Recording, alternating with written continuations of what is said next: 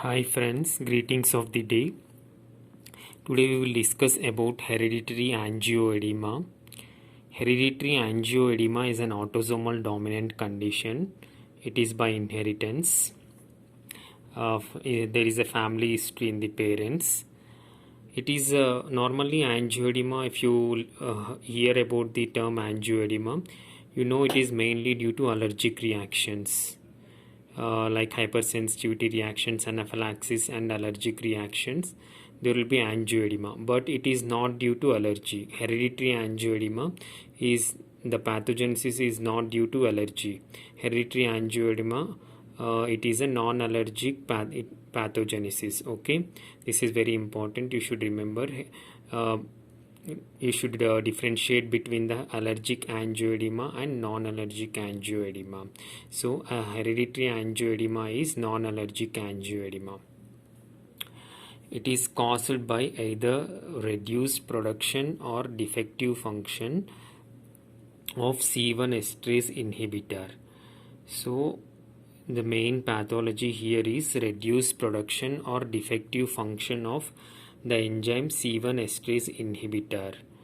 This enzyme will inhibit the activation of complement 1.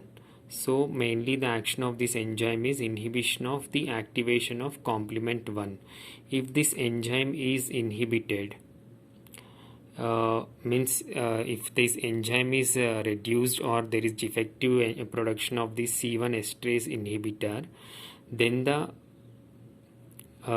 complement is the inhibitory action of this enzyme on the C1 is reduced, and there will be excessive production of complement 1. So because this C1 esterase inhibitor enzyme is reduced, there will be excessive production of complement 1 activation. This enzyme inhibits the complement 1. If it is reduced, then the inhibitory action of this enzyme on complement 1 is reduced, and there will be excessive production of complement 1, and there will be excessive activation of complement 1.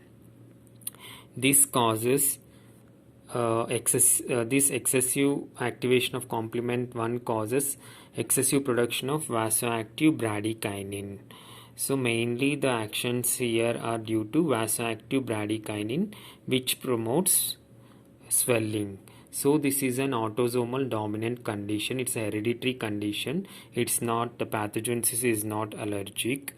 It's not a allergic condition like seen in other forms of, mainly most forms of angioedemas are allergic. But here this is not an allergic condition. It's inherited conditions where it's an autosomal dominant, where there is inhibition of the C1 esterase inhibitor activity. Due to this, there will be excessive production of C1 complement 1, which leads to the production of excessive vasoactive bradykinin, which promotes edema. This is the pathogenesis and pathology.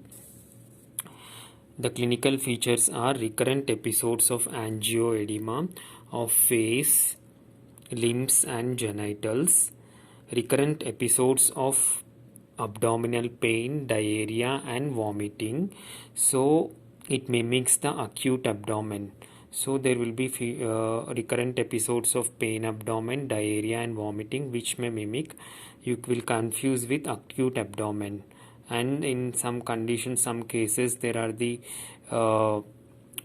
cases where they have done surgery, explorative laparotomy for these hereditary angioedema cases, because they will confuse, because it mimics as acute abdomen. So you should know about this. Laryngeal edema might be there with stridor, increased secretions and harsh voice. It may be life-threatening laryngeal edema, and there will be family history of angioedema because it's a hereditary condition, and because it's not an allergic angioedema, it responds poorly to adrenaline, steroids and antihistamine. If you mistaken as allergic angioedema, and if you give adrenaline, steroids and antihistaminics, which are the mainstay of treatment for allergic angioedema and anaphylaxis, there will be no response. There will be poor response because the pathogenesis is not allergy here. It is a non-pitting and non-urticarial. Usually in angioedema, first there will be urticaria and after that there will be angioedema. But here there is no urticarial rash or no, it's a non-pitting edema. Okay. There are three types of hereditary angioedema. Type 1 is the commonest one. Diagnosis: functional C1 inhibitor levels can be seen. Here in hereditary angioedema it will be defective or there will be reduced levels of C1 inhibitor. In 85% of this hereditary inhibitor, this in hereditary angioedema, 85% of cases the pathogenesis is mostly there will be reduced C1 inhibitor. There will be reduced amount of quantity of the C1 inhibitor. In only 15% there will be defective function of C1 inhibitor. In 85% there will be reduced amount of C1 inhibitor. So if you measure the levels of functional C1 inhibitor, you can know the diagnosis. And also serum complement factor 4 will also help. And DNA analysis can also be done to diagnose this condition as it is hereditary. Management is mainly emergency management of airway, breathing, circulation. You should look after this airway. If any is not patent due to laryngeal edema, then you should put either nasopharyngeal airway or intubation.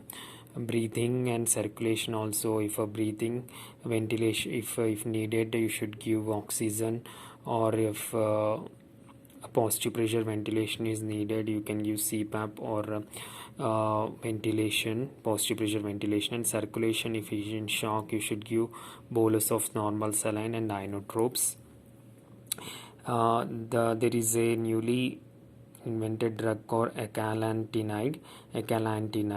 This drug is a plasma derived recombinant C1 inhibitor.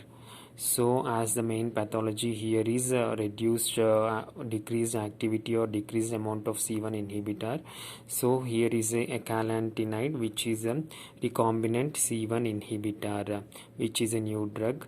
It mimics like C1 inhibitor and it decreases the activity of complement 1 and also bradykinin, also called kallikrein inhibitor.